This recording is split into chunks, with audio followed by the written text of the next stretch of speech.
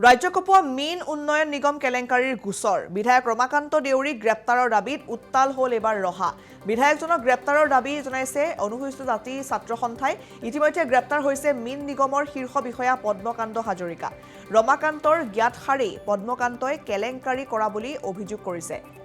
মীন নিগমৰ তদানীন্তন অধ্যক্ষ আছিল বিধায়ক ৰমাকান্ত ইয়াৰ পিছতো ৰমাকান্ত দেউৰীক কিয় জেৰা কৰা হোৱা নাই বুলি প্ৰশ্ন কৰিছে বিজেপিৰ বিধায়ক হোৱাৰ বাবে ৰমাকান্তই ৰেহাই পাব নেকি বুলিও প্ৰশ্ন উত্থাপন হৈছে মীন উন্নয়ন নিগমৰ এই কেলেংকাৰী ৰমাকান্ত দেউৰীক এতিয়া গ্ৰেপ্তাৰৰ দাবী জনাইছে আৰু ৰহাত ইতিমধ্যে সেই সমগ্ৰ বিষয়টোক লৈ প্ৰতিবাদ সাব্যস্ত কৰা হৈছে ৰহাত কালিৰ দিনটো দেখিবলৈ পোৱা গৈছিল বিভিন্নজনে এই সন্দৰ্ভত মন্তব্য কৰিছিল তেওঁলোকে দাবী কৰিছে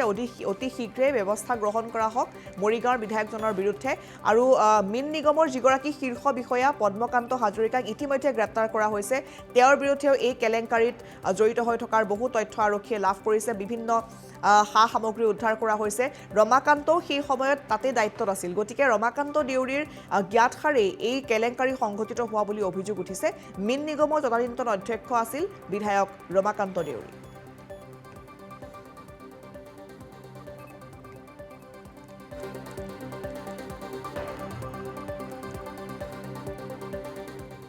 আমি ভাবো এতিয়াও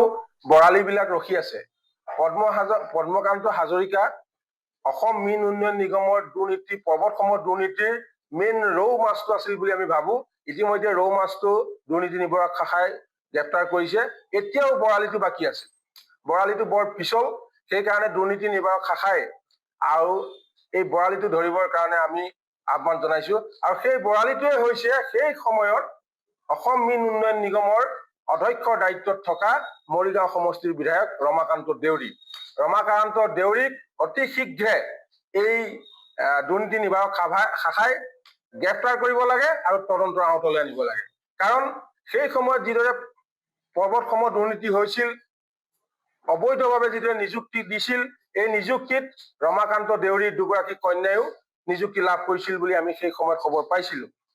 আমি আশা প্ৰকাশ কৰিছো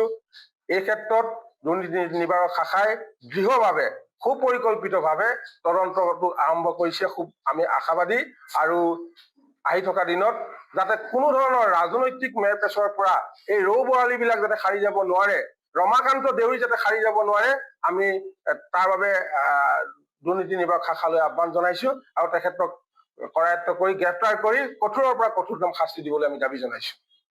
ৰাজ্য কপোৱা মীন উন্নয়ন নিগম কেলেংকাৰীৰ গোচৰ বিধায়ক ৰমাকান্ত দেউৰীক গ্ৰেপ্তাৰৰ দাবীত উত্তাল হ'ল এবাৰ ৰহা বিধায়কজনক গ্ৰেপ্তাৰৰ দাবী জনাইছে অনুসূচিত জাতি ছাত্ৰ সন্থাই ইতিমধ্যে গ্ৰেপ্তাৰ হৈছে মীন নিগমৰ শীৰ্ষ বিষয়া পদ্মকান্ত হাজৰিকা ৰমাকান্তৰ জ্ঞাতসাৰেই পদ্মকান্তই কেলেংকাৰী কৰা বুলি অভিযোগ কৰিছে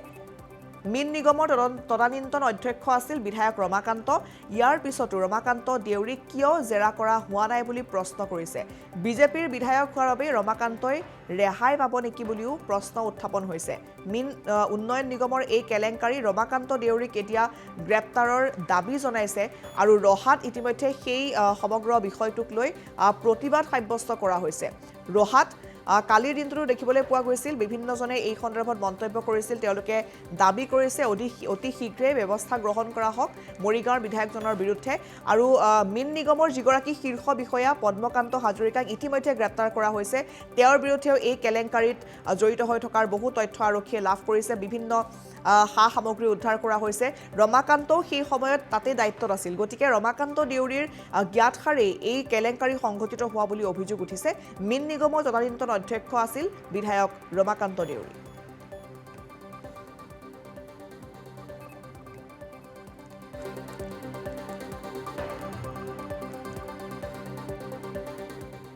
আমি ভাবো এতিয়াও বৰালিবিলাক ৰখি আছে পদ্মকান্ত হাজৰিকা অসম মীন উন্নয়ন নিগমৰ দুৰ্নীতি পৰ্বতসমূহ দুৰ্নীতিৰ মেইন ৰৌ মাছটো আছিল বুলি আমি ভাবো ইতিমধ্যে ৰৌ মাছটো দুৰ্নীতি নিবাৰক শাখাই গ্ৰেপ্তাৰ কৰিছে এতিয়াও বৰালিটো বাকী আছে বৰালিটো বৰ পিছল সেইকাৰণে দুৰ্নীতি নিবাৰক শাখাই আৰু এই বৰালিটো ধৰিবৰ কাৰণে আমি আহ্বান জনাইছো আৰু সেই বৰালিটোৱে হৈছে সেই সময়ত অসম মীন উন্নয়ন নিগমৰ অধ্যক্ষৰ দায়িত্বত থকা মৰিগাঁও সমষ্টিৰ বিধায়ক ৰমাকান্ত দেউৰীক অতি শীঘ্ৰে এই দুৰ্নীতি নিবাৰক শাখাই গ্ৰেপ্তাৰ কৰিব লাগে আৰু তদন্তৰ আওতালৈ আনিব লাগে। কাৰণ সেই সময়ত যিদৰে পৰ্বতসমূহ দুৰ্নীতি হৈছিল, অবৈধভাৱে যিদৰে নিযুক্তি দিছিল, এই নিযুক্তিত ৰমাকান্ত দেউৰীৰ দুগৰাকী কন্যায়ো নিযুক্তি লাভ কৰিছিল বুলি আমি সেই সময়ত খবৰ পাইছিলো। আমি আশা প্ৰকাশ কৰিছো এই ক্ষেত্ৰত দুৰ্নীতি নিবাৰক শাখাই দৃঢ়ভাৱে সুপৰিকল্পিতভাৱে তদন্তটো আৰম্ভ কৰিছে। খুব আমি আশাবাদী আৰু আহি থকা দিনত যাতে কোনো ধৰণৰ ৰাজনৈতিক মেৰপেচৰ পৰা এই ৰৌ বৰালীবিলাক যাতে সাৰি যাব নোৱাৰে, ৰমাকান্ত দেউৰী যাতে সাৰি যাব নোৱাৰে, আমি তাৰ বাবে দুৰ্নীতি নিবাৰক শাখালৈ আহ্বান জনাইছো আৰু তেখেতক কৰায়ত্ব কৰি গ্ৰেপ্তাৰ কৰি কঠোৰৰ পৰা কঠোৰতম শাস্তি দিবলৈ আমি দাবী জনাইছো।